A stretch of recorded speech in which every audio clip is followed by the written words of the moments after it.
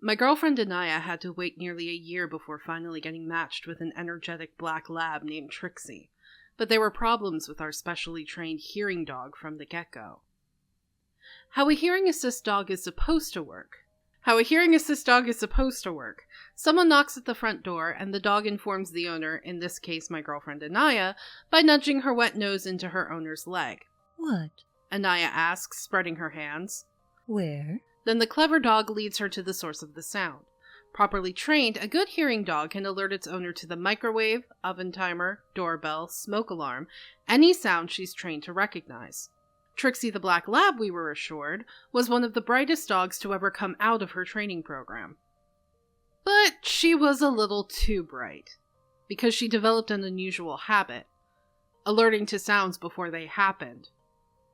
The first time, I was sitting on the sofa typing on my laptop when Trixie's head came up, ears perked, telltale signs of an impending alert. She raced over to Anaya, tail wagging, and nudged her, then led her to the front door. I frowned because I definitely didn't hear any knocking or the bell.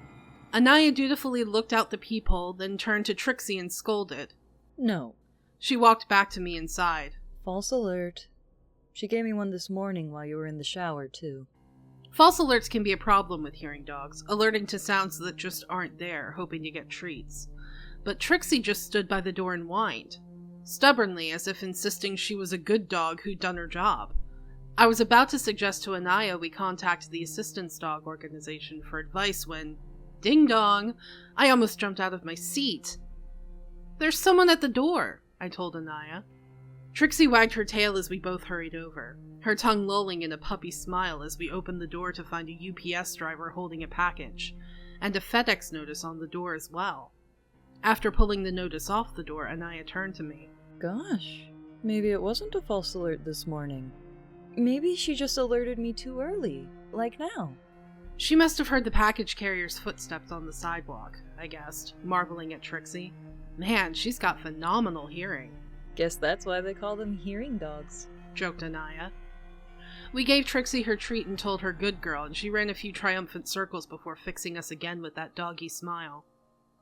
From then on, every alert came early. Some of them made sense with her insanely good hearing.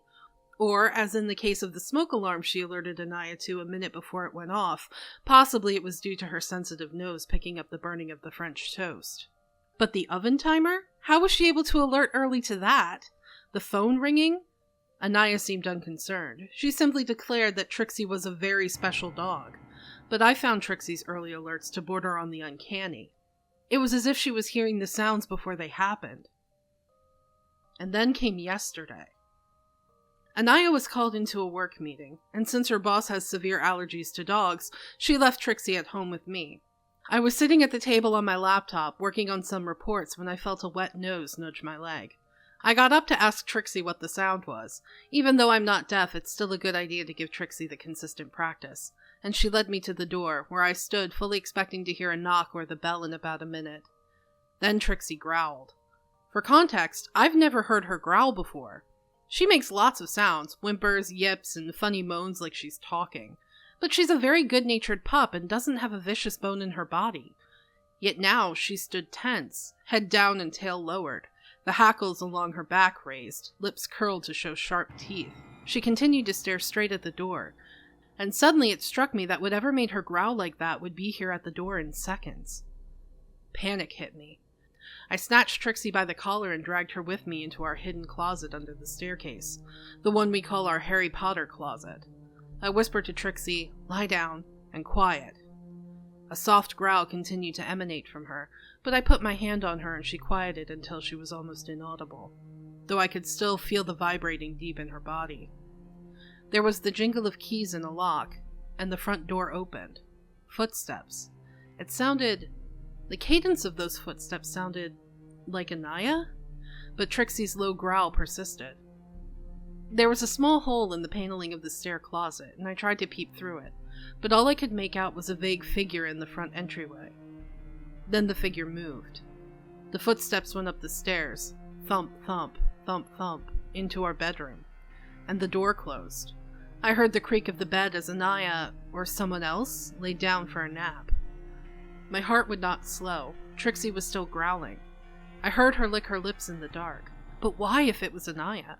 I sent a quick text. Hey, where are you? Home? You? Relief flooded my system. I almost came out then, but Trixie's soft whine stopped me. So I looked at my phone and hit the call button. I just needed to see my girlfriend signing on a video call, or hear her voice. Upstairs, a merry jingle rang. Trixie jolted at the familiar ringtone. It was one of the sounds she was trained to alert to. Her nose dipped as if to nudge me, but then instead she licked her lips and stood still. For some reason, she didn't want to alert. Why wasn't Anaya picking up? After the call went unanswered, I sat for a moment, and then my phone vibrated with a text. Hey, where are you? I remained still, heart hammering, trying to decide what to do, when suddenly Trixie lunged past me, slamming into the panel door and bursting out from under the staircase. Hey! I hissed, darting after her. But instead of running upstairs, Trixie ran straight to the front door. She scratched and pawed at the door as there came a knock, and a voice from outside called, Hello? Rosie? I lost my purse. My phone and keys were in there. Can you open the... At the same time, just overhead, the bed creaked as someone stood. Footsteps thumped rapidly across the floor. I yanked open the door and lunged out. Anaya stood startled on the front steps, and I snatched her hand, dragging her with me into a run. Trixie ran beside us. What's going on? Cried Anaya. There's someone in the house, I gasped as we pelted up the block. We didn't stop until we spotted a neighbor walking his dog. I fumbled with my phone and called the police and told them, frantic, out of breath, that someone was in our house, a stranger, with a key in the upstairs bedroom. I signed as I spoke, and Anaya's eyes on me widened.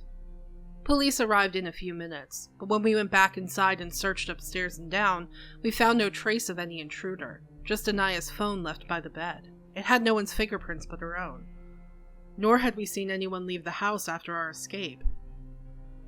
We're staying with my parents for now.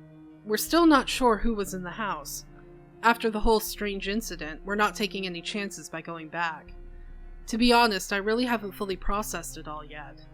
I still don't understand how Trixie does those early alerts either. But all that matters is thank God nothing terrible happened that day. Or should I say, thank dog.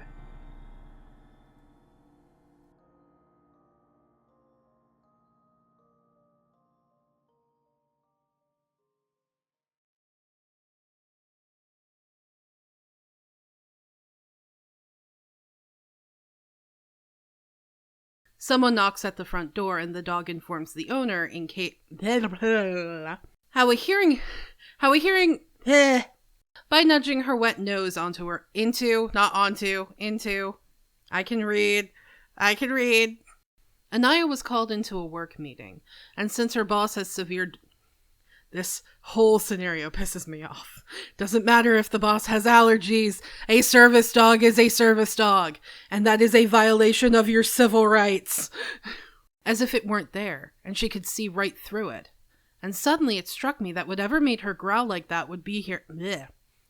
There was a small hole in the paneling of the stair closet, and I tried to peep through it, but all I could make out was a vague figure in front of the entryway. In the front entryway, not in front of the entryway.